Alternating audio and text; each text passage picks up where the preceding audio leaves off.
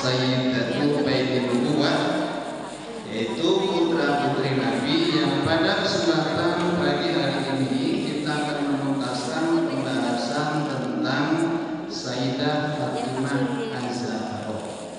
Ini bukan orang sembarangan, ya, karena Nabi Muhammad pernah menyatakan bahwa Fatimah itu Sayyidatu Nisa'i Ahlil Jannah. Fatimah adalah pemimpin wanita surga. Jadi di antara pemimpin wanita surga adalah selain Bunda Khadijah adalah Fatimah Az-Zahra. Jadi kita nggak sembarangan ngomongin orang yang nggak sembarangan. Ini teladan kita, teladan ibu-ibu khususnya, supaya kita mengambil pelajaran dari seorang Fatimah yang oleh Nabi disebut Az-Zahra. Apa artinya Bu? Apa? Kan Ibu kenal Fatimah itu Zahra. Az-Zahra itu apa? Ada yang tahu? Az-Zahra itu artinya yang bersinar. Yang bersinar, karena memang dalam satu riwayat beliau itu Siti Fatimah Az-Zahra itu ketika ya memang di samping secara alamiah muka yang memang bersinar bercahaya, dan dalam suatu malam memang ketika beliau sedang beribadah dari wajahnya memancarkan cahaya, ya cahaya kemuliaan tentunya, maka disebut Az-Zahra. Dan ini yang memberikan sebutan Az-Zahra bukan orang lain tapi dari ayahnya sendiri, itu Nabi Muhammad SAW. Nah, Fatimah adalah di antara anak Nabi. Anak Nabi itu ada 4 perempuan, 2 laki-laki sudah meninggal.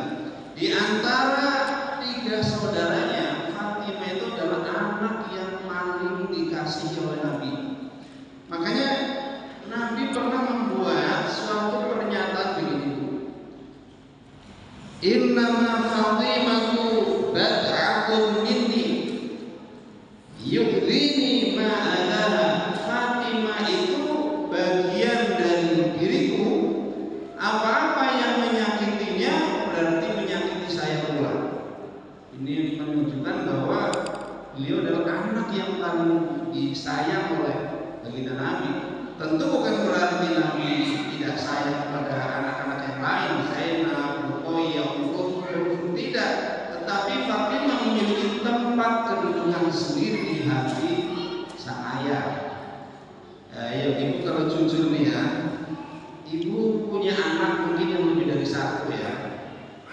Kan kasih sayang orang tua terhadap anak, walaupun orang tua pasti sayang semua, pasti itu pasti. Tapi kan ada yang lebih. Betul ya Bu ya? Ada yang lebih, yang karena anak ini memang beda, yang memiliki akhlak yang lebih baik dibanding yang lain, lebih pengertian, dan namanya perasaan itu gak bisa kita larang. Yang namanya rasa sayang, rasa cinta yang gak bisa. Makanya Nabi Yakub alaihissalam itu kan punya anak 12 dari 4 istri. Di antaranya istrinya itu namanya kan Rahim, Rahel. Punya anak namanya Nabi Yusuf dan Bunyamin 2. Sementara dari yang lain, istri yang lain melahirkan anak yang lain, intinya jumlahnya 12. Tapi dari ke-12 anak itu yang paling dicintai oleh Nabi Yakub adalah Nabi Yusuf dan juga saudaranya Binyamin. Makanya ini yang membuat saudara-saudara Nabi Yusuf itu ngiri. Mereka mengatakan la Yusufu wa akhuhu ahabbu ila abina minna. Bapak itu curang, bapak nggak adil, bapak lebih sayang sama Yusuf dan saudaranya, Benyamin, ketimbang Minna, ketimbang kami, ketimbang kita. Makanya kan mereka akhirnya apa yang mereka lakukan? Karena sifat hasud kepada Nabi Yusuf, akhirnya mereka melakukan apa? Ya,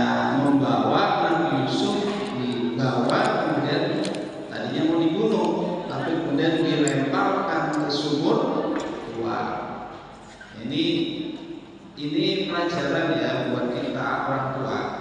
Ingat tuh, kadang-kadang yang membuat sesama anak itu berantem, apalagi kalau orang tua sudah nggak ada, itu terkadang disebabkan karena perlakuan tidak adil orang tua. Ketika orang tua itu membeda-bedakan dan ini syaratnya diketahui oleh anak yang lain, diketahui akan menyebabkan anak yang lain ini hasut. Dia mah ini kasih, ini terus yang dikasih, saya enggak. Akhirnya sesama anak kampung. Ini akar masalahnya dari orang tua. Harusnya boleh saja orang tua itu memiliki perasaan lebih kepada salah satu anak, boleh, tapi jangan sampai ditunjukkan kepada anak yang lain. Ya, saya jujur ngalami itu. Jadi saya itu, orang tua saya itu termasuk, saya merasakan ya, kan anak bisa merasakan kasih sayang orang tua terhadap anak. Dalam hal ini ibu saya terhadap saya itu beda dibanding dengan saudara-saudara saya. Bagaimana ketika saya masih bujang mendapatkan apa? Ya perhatian, mendapatkan pemberian yang lebih. Bahkan ketika kalau sudah berkeluarga pun, artinya orang tua punya apa sesuatu gitu kan dikasih. Tapi kok ngomong gitu, tapi jangan kasih tahu ya nama yang lain. Ya karena kalau kasih tahu pasti yang lain ini kan begitu. Ya intinya kita orang tua itu harus bersikap seadil mungkin. Tapi kalau masalah perasaan, ya emang nggak bisa dilarang. Sebagaimana Nabi punya istri 9, tapi dalam hati beliau yang paling beliau cintai Aisyah. Ini masalah rasa nggak bisa dilarang. Tapi kan dalam prakteknya beliau berusaha adil gitu. Ya, jadi dibedakan ya antara rasa dengan praktek adalah dua hal yang berbeda. Maka demikian Fatimah itu anak dari sekian anak yang paling mendapatkan tempat di sisi Nabi. Nah, makanya sampai beliau mengatakan siapa yang menyakiti Fatimah menyakiti saya.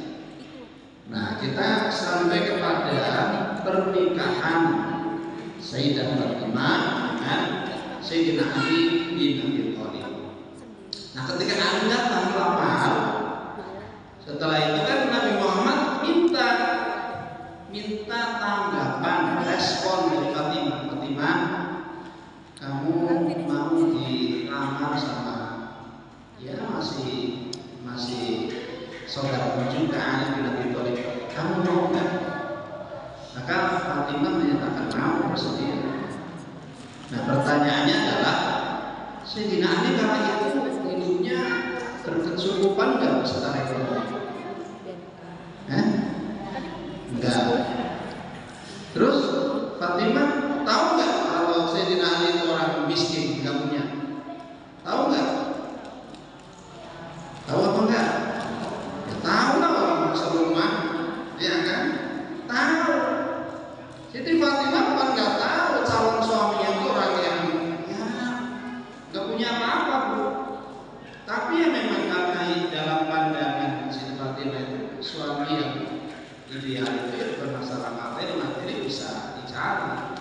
Dia melihat lebih kepada kepribadian calon suaminya, seorang yang ya ibaratnya dari kecil aja main bareng, main takuter bareng, main masak-masakan bareng, udah kenal luar dalam gitu.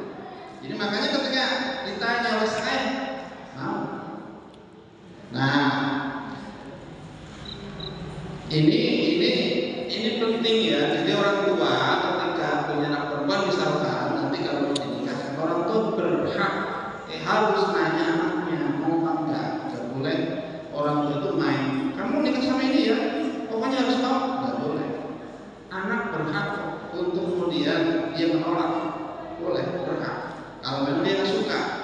Tapi kalau memang menurut orang tua itu baik, orang tua harus memberikan pengertian kepada sang anak. Nah, menurut ibu, menurut ayah, calon yang ibu pilih itu sudah baik.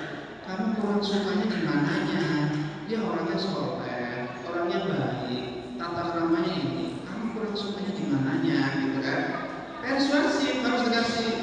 penjelasan gitu.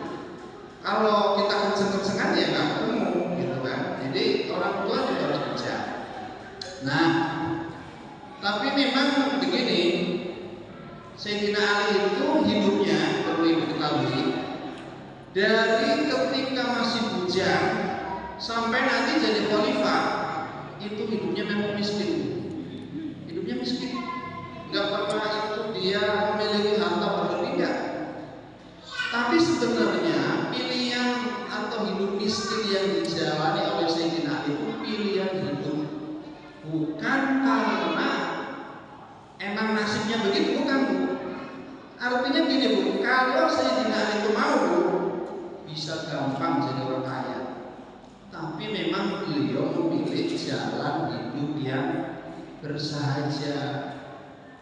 Nah, sebagai contoh dah, nih saya nanya nih, menurut ibu-ibu, Nabi Muhammad itu kaya atau miskin? Hah? Kaya atau miskin? Loh, aku bingung jawabnya. Kalau kaya